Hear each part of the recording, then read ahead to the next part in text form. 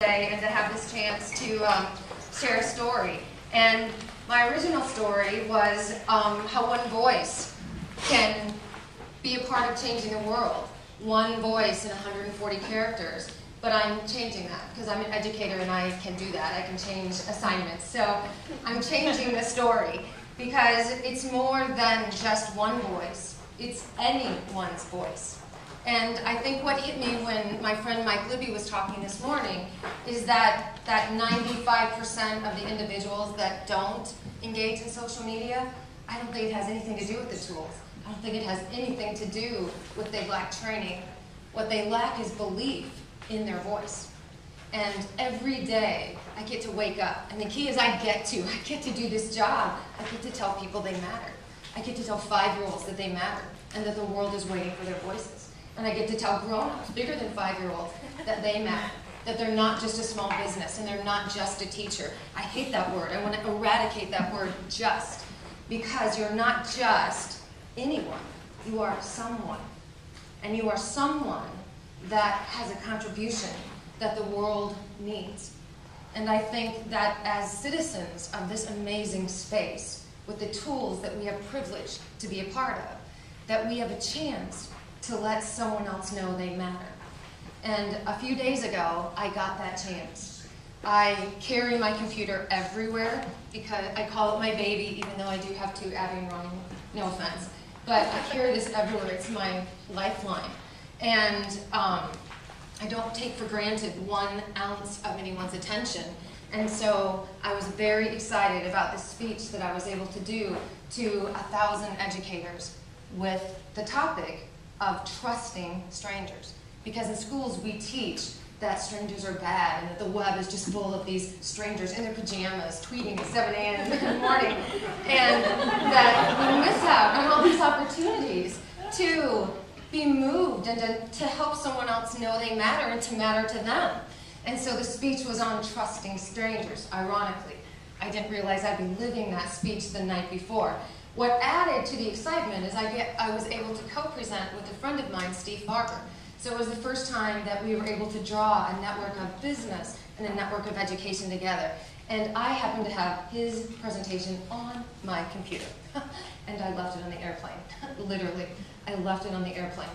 And by the time I landed in Chicago, and I went through that oh-so-friendly O'Hare airport, and by the time I got to a human being that would help me there, my laptop had flown to Pittsburgh.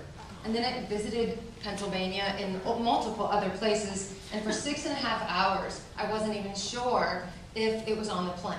So it took 6.5 hours to get a human confirmation that my life was on the plane. And I hadn't yet told Steve, so was our presentation. So it was about 11:30, the speech was at 9 o'clock in the morning. It was about 11:30, I finally got the confirmation from O'Hare that, yes, we do have the computer in our hands. I still didn't know what to do, and it was an hour trip to O'Hare. I was in downtown Chicago. So I said, what is my speech on? Trusting and believing in the best of human beings. I have to live that. I can't stand up in front of 1,000 people and say, oh, I'm saying this, but I don't believe it. So I hailed a cab on Michigan Avenue, and I jumped in the front seat, which kind of freaked the cab driver out. And I grabbed his hand. I got to borrow your hand. I grabbed his hand, and I'm like, you are about to save my life. He's like, do I need to take you to the hospital? Do I need to take you to the hospital? No, you don't have to take me to the hospital, but you will be saving my life.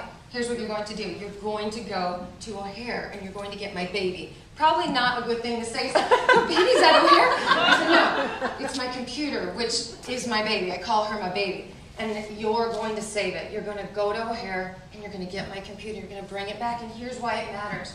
Because tomorrow I have the chance of a lifetime. I have the chance to bring the business community and the education community together and tell the world that they need to start mattering, to stop all this measuring and obsess about mattering.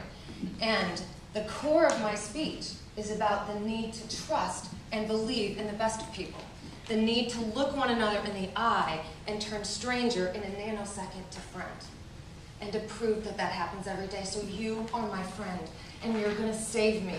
So I will see you in an hour. And so he drives off into my sunset, And I go back into the hotel, and the concierge is like, oh, did you get his cab number? I went, shit, I didn't get his cab number. They're like, it's okay, where's his card, where's the phone number? I go, dang it, I forgot to get that too. And they're like, seriously, lady, you just sent some guy in a cab off to O'Hare to get, okay, good luck with that. I go, nope, I trust this man.